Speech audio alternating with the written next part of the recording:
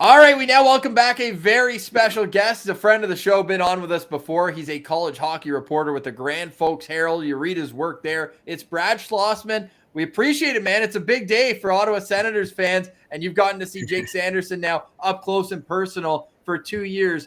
I'm going to ask you a real tough one right off the bat.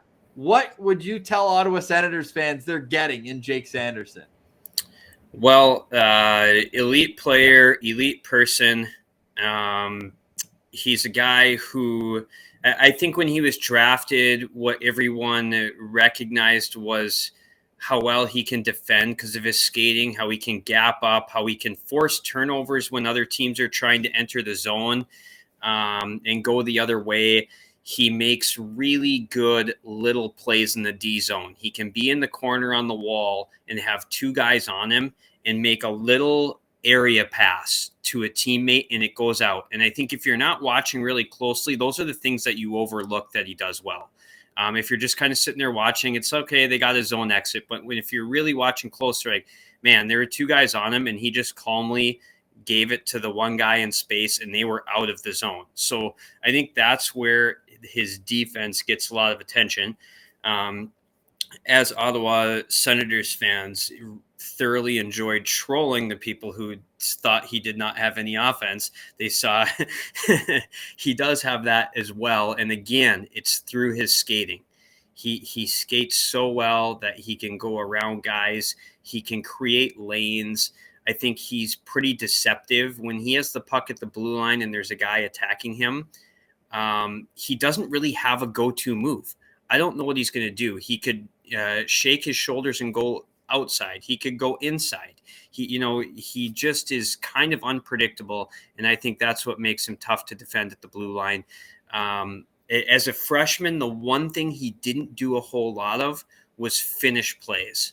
He could create a lot of chances. I don't think he's going to be a Cale Makar and score however many goals Cale Makar has right now. I don't know what it is. But what he did show as a sophomore is that he can finish. He can beat a goalie with a wrist shot. And I think that was something he developed this year. Unfortunately for North Dakota, he was injured so much of the year that, it would be fascinating to see his totals had he stayed healthy. I'm guessing he would have won the Hobey Baker Award as the best player in the country, but he just didn't have the numbers to back it up. But yeah, I think you're seeing all of that. And then off the ice, can't say enough about him. He's a guy that instantly won his teammates over here as a freshman. He doesn't have he's not an arrogant guy. He's a humble guy. And I think, at North Dakota, a lot of times you get some top end prospects, and this is true anywhere.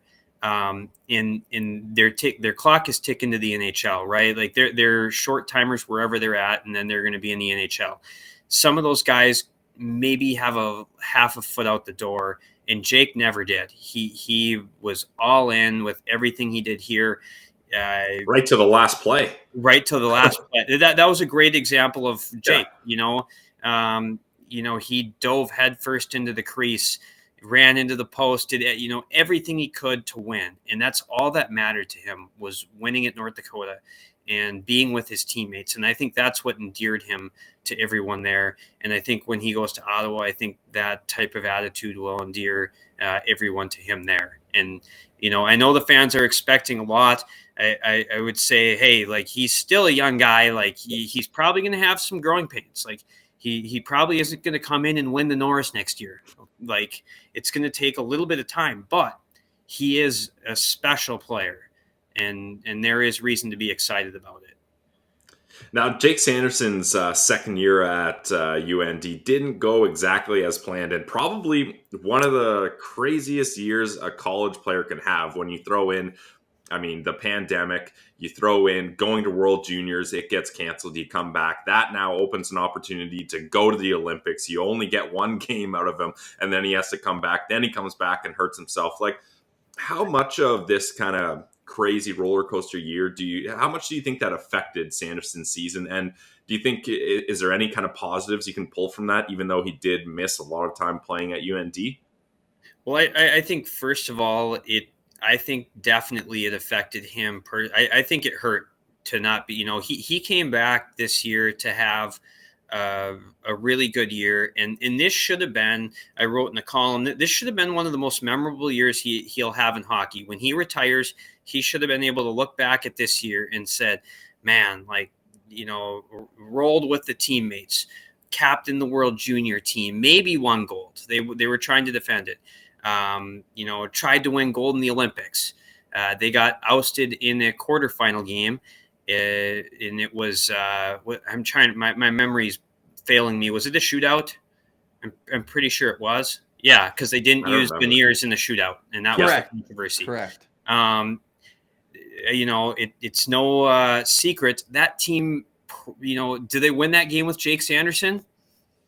He looked good in the game he played. He looked real good. So there's that good chance. He should have won the Hobey Baker, the Player of the Year in the league, and got a chance to play for the national championship.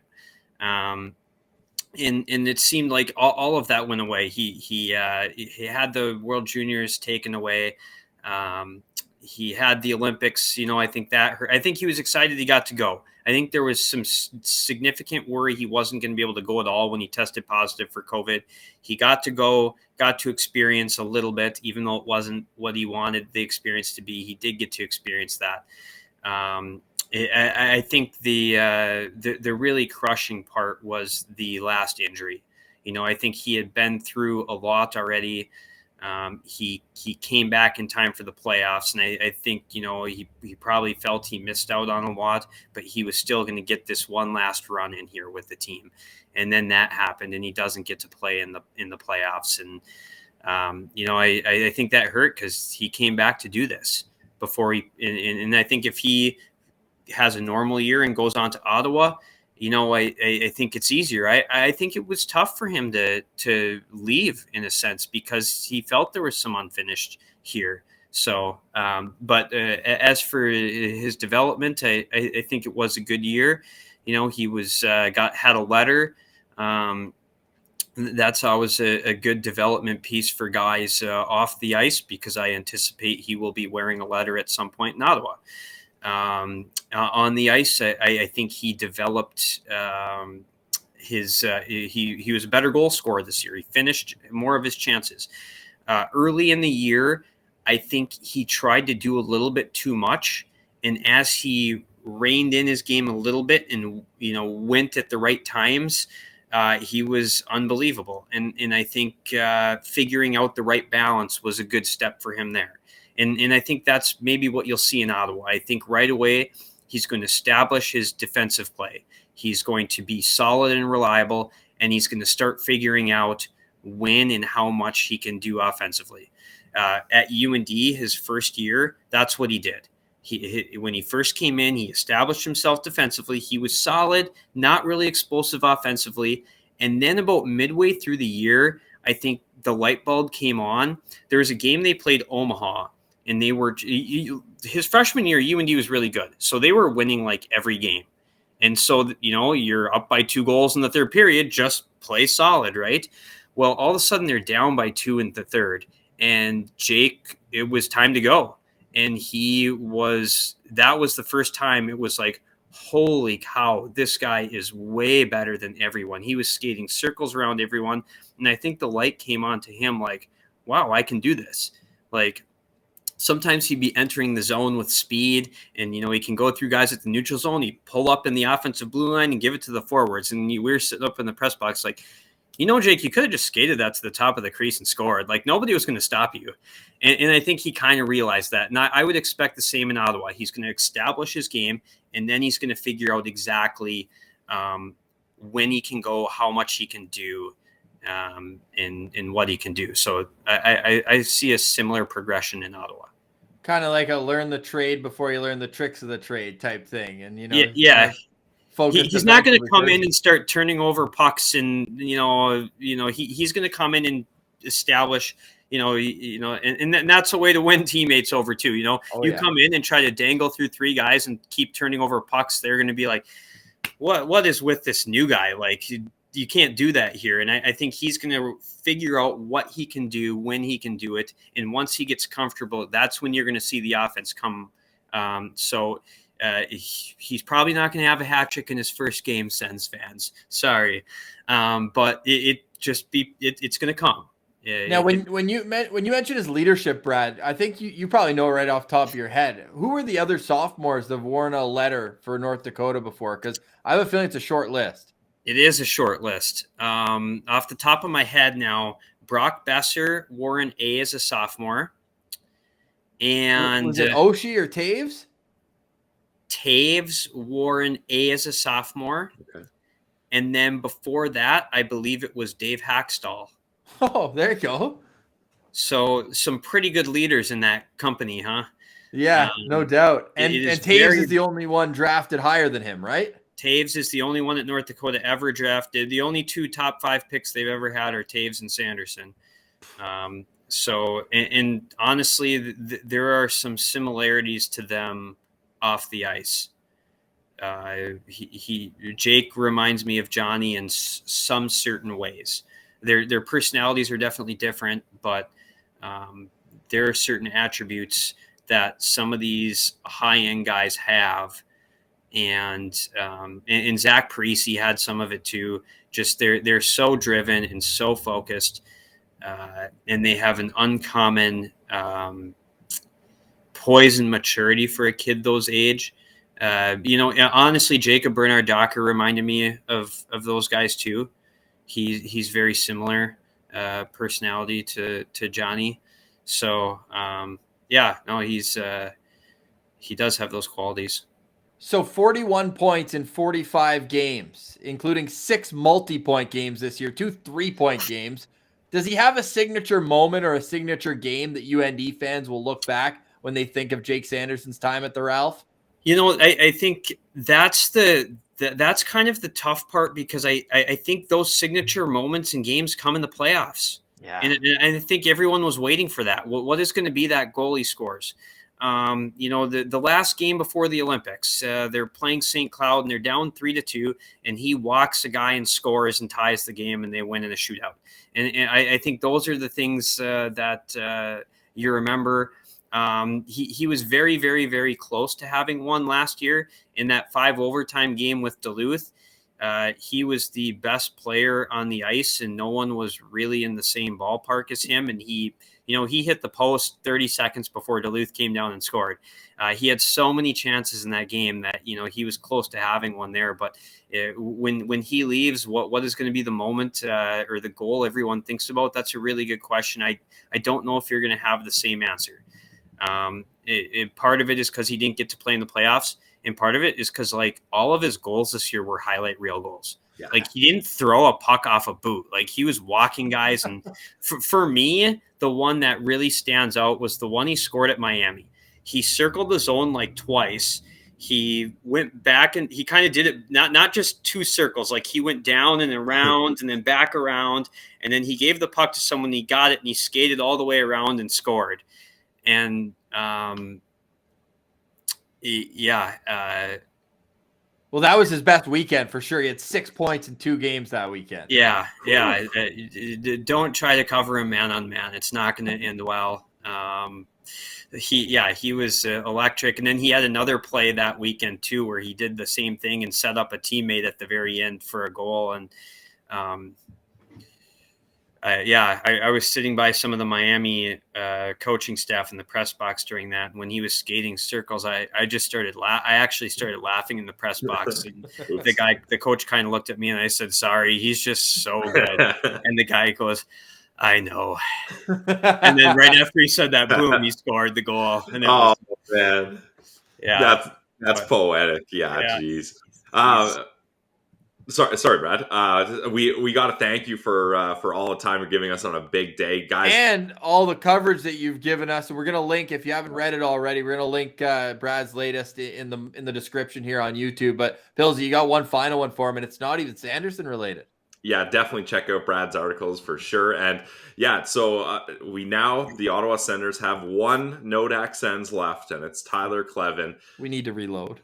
Yeah, it's time to really load on Nodak Sens players, that's for sure. But with Jake Sanderson signing, a lot of people are asking, hey, is Tyler Kleven going to fall in suit and sign with Ottawa here? We have a sneaking suspicion that Brad Berry has made it quite clear, yes, as Ross pulls up on YouTube, that Brad Berry liked a tweet saying, I bet Kleven is back next season. So we have a sneaking Journalism, suspicion Brad. that will happen. What's your opinion on this? Do you see Tyler Kleven going back for another year at UND, or is it his time to sign his contract? Yeah, no, I think it's very, very likely he'll come back to UND. And really, I think that will be really good for him. If he's back here, you all know the Kleven physicality, that he has that in his game. He has the meanness, the toughness. He can alter games with that. That's there. It's going to be there. I think next year he has an opportunity to really develop the offensive side of his game, and he has that. I think people overlook the puck skills and the offense and the skating that he has. And I think that's going to be something that's really important next year for him, because as a NHL defenseman, he's going to be so much more well-rounded and effective when he has both those elements. That yes, he can hit you, but hey, he's going to score too, and he can skate around you, and he can do all these things. So next year he's a guy who's going to get some power play. He's going to play on the power play. He's going to be put in a lot of offensive situations. So, and you guys know, as when he was drafted, I was telling you that he has that in his game. You said at summer skates he was impressing everybody. He has that. Everyone gets so caught up in the physicality because that is really unique and what makes him unique. But you can't overlook the other side of his game. And I think if he goes and signs in Belleville, he probably is in a defensive role there for them. And I think that's why, I think he comes back, he develops that part of his game, and that's going to make him so much more of an intriguing NHL prospect when he can do both things. And then I think the Sens fans are going to see why they traded up to get him in the second round, because he isn't just a guy that hits people. He's a guy that can do so much more than that. So I think it's a really critical year for him. To keep working on those puck skills and offensive situations, because that is part of his game and should be at the pro level. That's one extra reason for us to make an appearance at the Ralph next year. We know we're going to see you there, Brad. Everyone go follow his work at the Grand Forks Herald. You can follow him on Twitter as well, Brad Schlossman. And you got the College Hockey Now podcast, and I got to ask my final question. Who do you have winning the whole thing this year? Oh, man. Well, I picked before the season, I picked Denver. That was my number one preseason team. I was the only person in the poll out of the 50 people that picked Denver. Like, they have the poll and the little votes, like the number one, number two, and Denver was like preseason number 15. And there's like the little one down there. And so everyone was making fun of me for picking Denver. So I've been petty the last couple of days and going back through and, favoriting those tweets that who's that Denver idiot, the guy that picked Denver. So they're in the Frozen Four. Nice. I can't change my pick now, can I? Like, that was the team I picked before the season. So I think they're really good, but I think there's going to be some intriguing Frozen Four games here.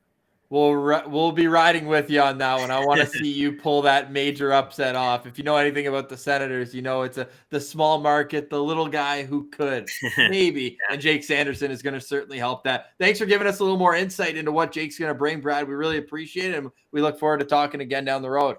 Yeah, we'll see you next year at the Ralph. Hopefully no snowstorms on your way down, no border issues, no surprise injuries. Next year will be a lot more smooth. So we'll see you at the Ralph next year.